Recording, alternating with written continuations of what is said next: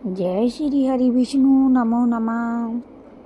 तो दोस्तों, जैसे कि आपको पता ही है, एकादशी व्रत आने वाला है। इस बार की जो एकादशी व्रत है उस एकादशी का नाम है पापाकुशा एकादशी।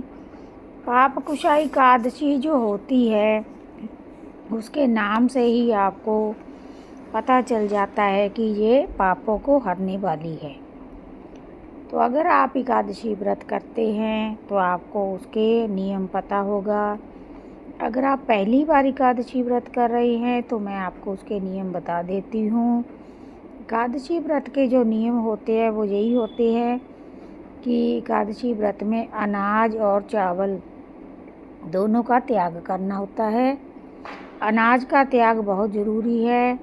अगर आप व्रत नहीं भी रखते तो भी अनाज का त्याग इस दिन बहुत अच्छा है, क्योंकि जो लोग अनाज खाते हैं वो एक तरह से पाप के भागी होते हैं। इस दिन एकादशी के दिन अनाज का त्याग कर देना चाहिए।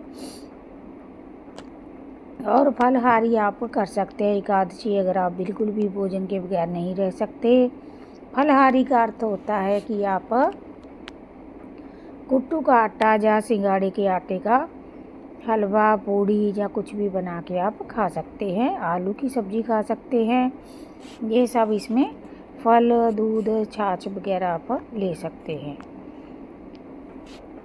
तो आज की कथा के बारे में मैंने आपको बताया, नियम क्या हैं व्रत के।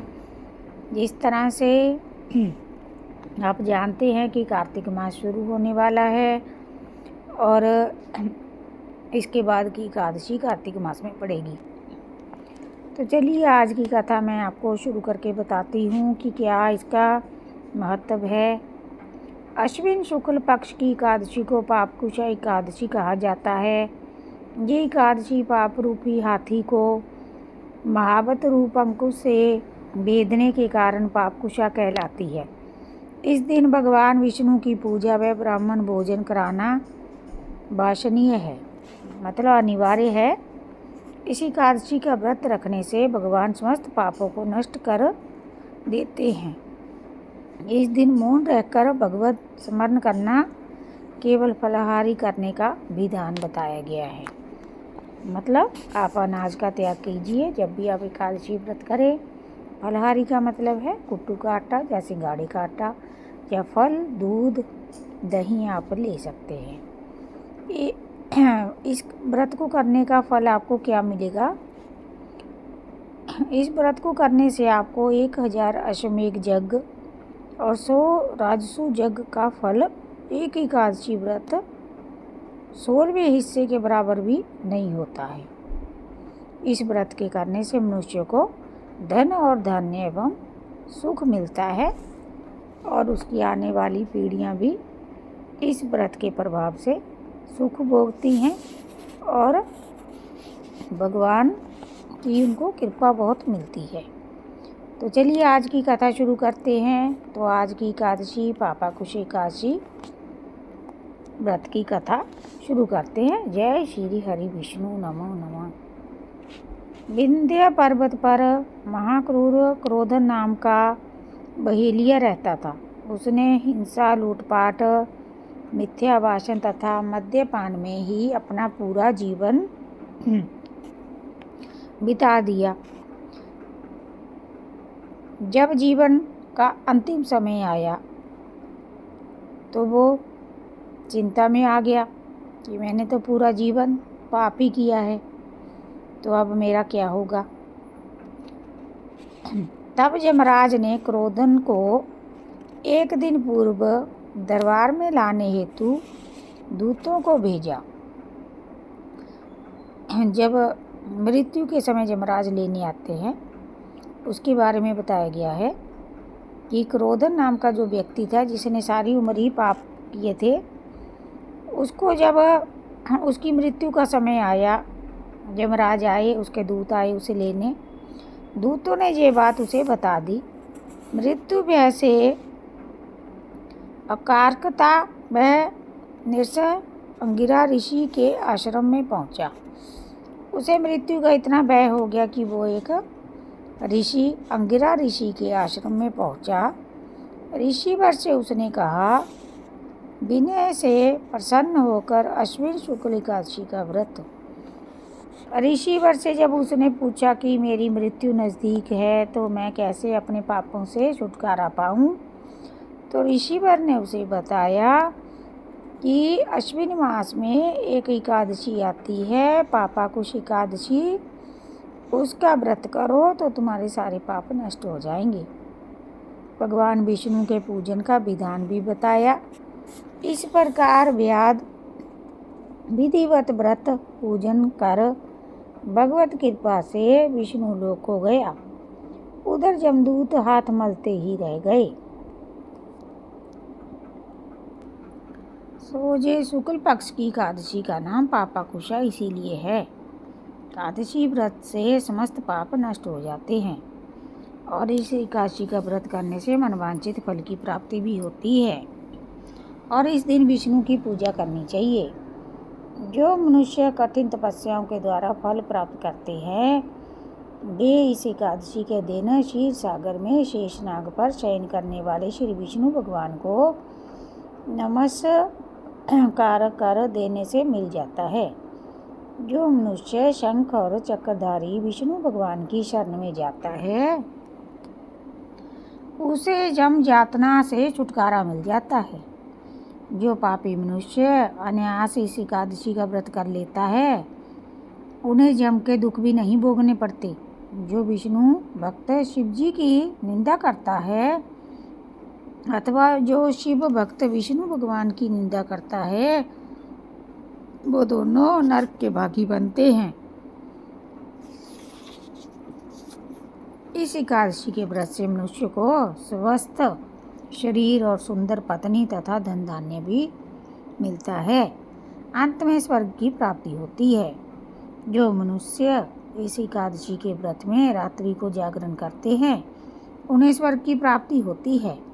जो मनुष्य इस एकादशी का व्रत करते और मातृपक्ष के 10 पुरुष, पितृपक्ष के 10 पुरुष और पत्नी पक्ष के 10 पुरुष विष्णु का वेश धारण करके सुंदर आभूषणों से युक्त होकर गरुड़ पर सवार होकर विष्णु लोक को जाते हैं। जो मनुष्य एकादशी के दिन भूमि, गो, अन्न, जल, वस्त्र, इत्र आदि का दान करते हैं, उन्हें यमराज के दर्शन नहीं होते। दरिद्री मनुष्यों को यथाशक्ति कुछ दान देकर कुछ पुण्य अवश्य ही करना चाहिए। जो मनुष्य तालाब, बगीचा, धर्मशाला, प्याऊ, अन्न क्षेत्र आदि बनवाते हैं, उन्हें जम से दुख कभी नहीं मिलते। वे मनुष्य इस लोक में स्वस्थ और दीर्घायु वाले बनते हैं और धन धान्य से पूर्ण होते हैं। उन्हें सभी सुखों की प्राप्ति होती है। हे राजन, इन सब का सारांश यही है कि मनुष्य धर्म का कार्य अवश्य करना चाहिए, उसी से सुख मिलता है। जो अधर्मी होते हैं, उन्हें दुर्गति भोगनी पड़ती है। फिर व्यक्ति को चाहिए कि वह पापों से बचने का दृढ़ संकल्प करे। अगर उससे कोई पाप हो भी जाता है तो उसे हर महीने में पड़ने वाली 2 एकादशी के व्रत अवश्य करने चाहिए। भगवान विष्णु का ध्यान स्मरण करना चाहिए ताकि उसका जीवन सुखदायक और पापनाशक हो सके। किंतु एकादशी व्रत रख के भगवान का कीर्तन स्मरण करने से हमें पापों जो हम करने वाले हैं उनका भी नाश हो जाता है।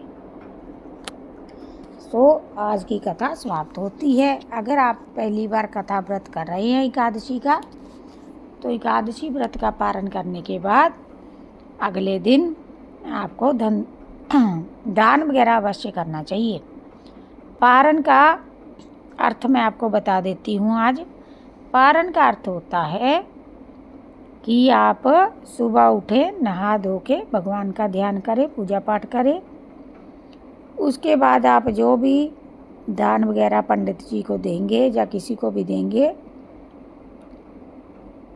उसका आप निकाल दें। जो भी अनाज, दान, चावल, आटा, चीनी और जब भी आप अनाज का एकादशी का दान दें, उसमें घी, तेल और नमक, ये चीज़ें अनिवार्य है।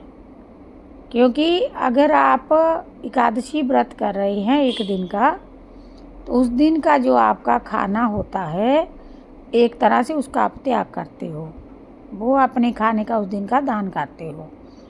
तो अगर आप डेली नमक मिर्च वाला खाना खाते हो, तो दान जो आप कर रहे हैं उसमें भी नमक मिर्च का दान आप अवश्य करें।